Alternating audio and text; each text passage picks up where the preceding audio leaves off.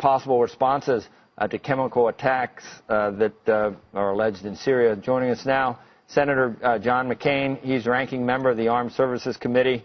And I don't know, it's like a Rubik's Cube. We've talked about so many different facets to all this this morning, Senator. I'm going to hearken back to something you said and to something Richard Engel said. Basically, what we've decided on as a group today is there are certain rebels that can be backed. And he's talking about the same ones he mentioned you, in fact, Richard Engel did. He met with them, you've met with them. That this should mean something, and that if you could swing it in their favor, it might actually be a strategy here. Is that where you come down on this? Oh, yes, absolutely. And you could, by establishing a safe zone, which you could do fairly easily, and have General Idris and his people right there, you can get these weapons to the right people. It would require taking out their air. Bashar operates out of about 6 airfields, has about 50 aircraft. Through cruise missiles, standoff weaponry, as the Israelis have shown you can do, we would take out, crater their runways and prevent them from using their air power, get the right weapons to the right people, and we can turn this around. And it is not that difficult. These are good people. I was in Syria with them, and to say that we can't get the weapons to the right people, frankly, is a cop-out. Well, we're tiptoeing around the notion of regime change. Like, I don't know, that harkens back, I guess, to Saddam Hussein, too. So we've been burned once there. But I'm amazed that we're almost saying that if the outcome is that Assad stays in power, that we're kind of okay with that, even though he just gassed his own people. Now, number one, do we know for sure that he gave the go-ahead? I hear that even some of his divisions aren't necessarily completely under his control. I mean, do we know that he was complicit in this and gave the go-ahead? Well, he's responsible, obviously, and the irony of all this, or the contradiction, is that the President of the United States 2 years ago said that he has to go, and yet now we are articulating as loudly as possible. Jay Carney yesterday, this is not about a regime change. And the other problem here, my friends, and this is where you all come in more heavily, is that this is turning into a regional conflict. It's spilled over into Lebanon. Syria, Iraq is unraveling. Jordan is teetering on chaos because of this incredible pressure of the refugees. So what is this doing? One of the first signs is driving up the price of oil. There are economic impacts if this conflict continues to spiral out beyond the borders of Syria. And those who think we can contain it within Syria, frankly, that's just not what's happening in that part of the world. Senator, we had a guest on just in the last half hour who suggested perhaps that we don't have the moral authority at this moment to go in because we need to hear from the UN, we need to hear from other countries in the region on this issue. And that if we were to go in, the man on the street wouldn't really be behind us. Do you believe that? I think it depends on whether the President of the United States talks directly to the American people and tells them about 100,000 people have been massacred. There are now 1 million children who are refugees. These pictures, we've all seen the pictures of these bodies lined up. I think the American people would support it if the only person that can really convince the American people is the President of the United States. But I understand that the American people do not want boots on the ground, and there is no scenario that I would support with American boots on the ground. Senator, let me clarify my question, though, because what I was referring to, and my apologies if I didn't articulate it properly. Sorry. No, the issue is that the people on the ground in the Middle East, that they don't think that we would have the moral authority to be there.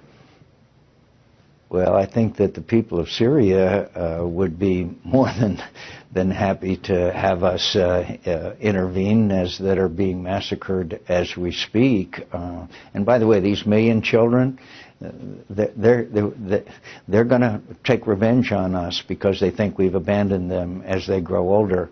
But I think that the people in that part of the world dislike Bashar Assad intensely, and there are many of them that would favor his overthrow. Look at the Gulf states and others who are supporting the Free Syrian Army. But at the same time, this has turned into a Sunni-Shia conflict, Iran-Saudi Arabia. It's grown larger and larger as time has gone by.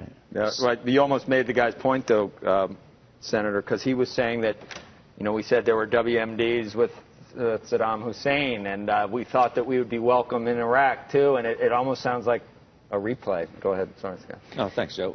Senator, do you want to answer that first? Sure. Let me just say that in Iraq, there's no doubt there's increased cynicism because the Secretary of State told the world before the UN Security Council that there were weapons of mass destruction in Iraq, and there were not. And the aftermath of our victory there, where we were initially welcome, was terribly mishandled all the way up for years until we finally got General Petraeus and the surge. And all of that, by the way, is now unraveling because we didn't leave a residual force behind. But there's a perception in the Middle East that's far worse than that. The perception in the Middle East, and I talk to these leaders all the time, is that there is no American leadership and that America has basically taken a pass, and so therefore the various actors in the region are adjusting to that reality. That's not good. Senator, I wanted to return to the economic questions that exist, and you referenced what we're seeing in the oil market now.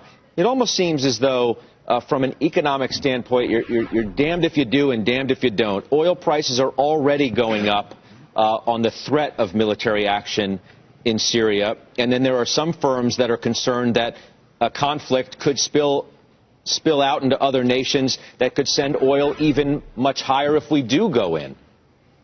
Well, as you know better than I do, that Iraq is now a major exporter of oil. If Iraq descends into the chaos that they're headed towards, then that will impact the world's oil supply. Maybe not ours. We are now energy exporters, as you know, but the whole world is dependent upon a stable supply of oil, and that could be very dangerous. By the way, don't worry about the Suez Canal. It's not going to be closed. That's a straw man. But there certainly could be areas of unrest and areas of disturbance that would disturb the world's oil supply.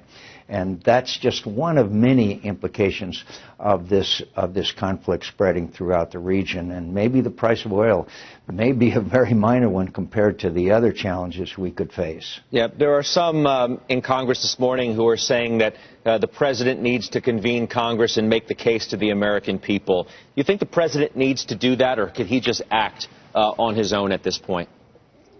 By the way, we did act in Kosovo without the United Nations, and there is precedent for that action. The War Powers Act is one of the most controversial and untested acts of Congress ever enacted, and every administration has said that it's unconstitutional, but they don't challenge it in court.